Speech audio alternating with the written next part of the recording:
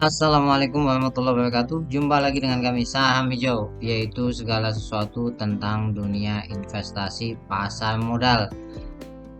Pada kesempatan kali ini kita akan menjelaskan tentang apa sebenarnya risiko dari investasi saham. Ingat, semua investasi ada risikonya.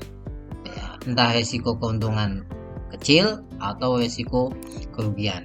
Nah, kesempatan kali ini kita akan jelaskan. Namun sebelum itu jangan lupa untuk subscribe, like, dan komen kalau ada pertanyaan. Yang pertama, hukum dari investasi adalah high risk, high return. Jadi, semakin tinggi risikonya, maka semakin besar juga kemungkinan kembali nilainya.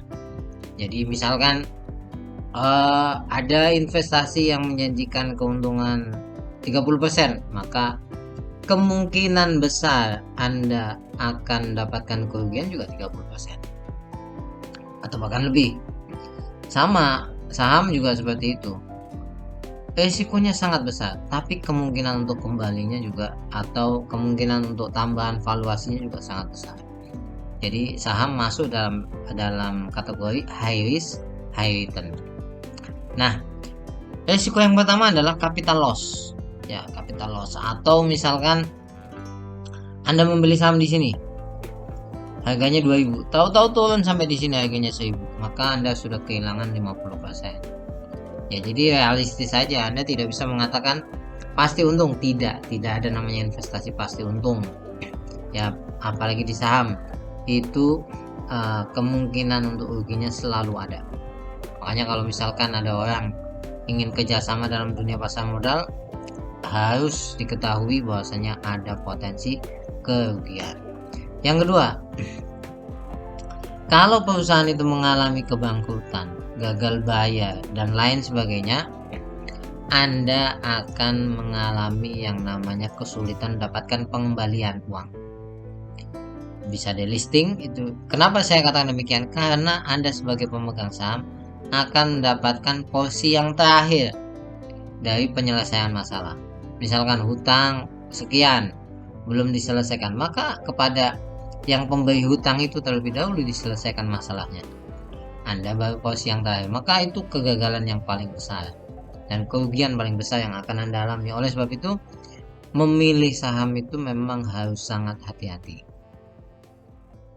Berikutnya, beberapa saham memiliki likuiditas yang sangat buruk atau sepi transaksi. Sepi transaksi maksudnya bagaimana? Jadi misalkan Anda mau jual, nggak ada yang beli. Anda mau beli, nggak ada yang jual. Itu sepi transaksi, artinya tidak liquid.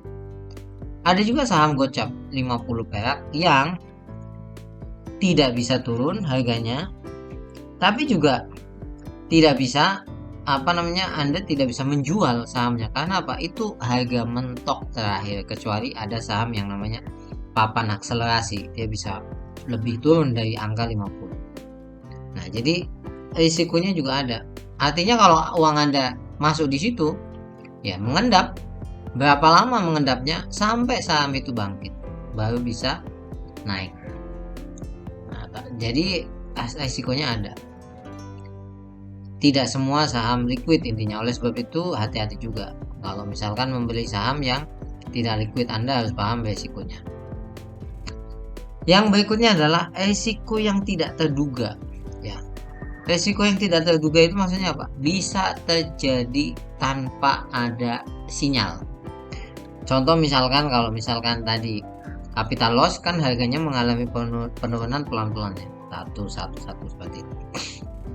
Kemudian tidak liquid, itu ada tandanya. Oh, saham ini tidak ada yang jual, tidak ada yang beli. Tapi ada satu risiko yang tidak terduga, yaitu apa? Pasar saham mengalami crash atau penurunan secara tiba-tiba, anjlok sangat dalam. Dan beberapa tahun ini pernah terjadi ketika masa COVID-19. Ketika itu harganya anjlok betul-betul dari 6.000 sampai menyentuh angka 3.000 sekian. Ya, 4.000 memang, tapi pernah menyentuh angka 3.800 seingat saya.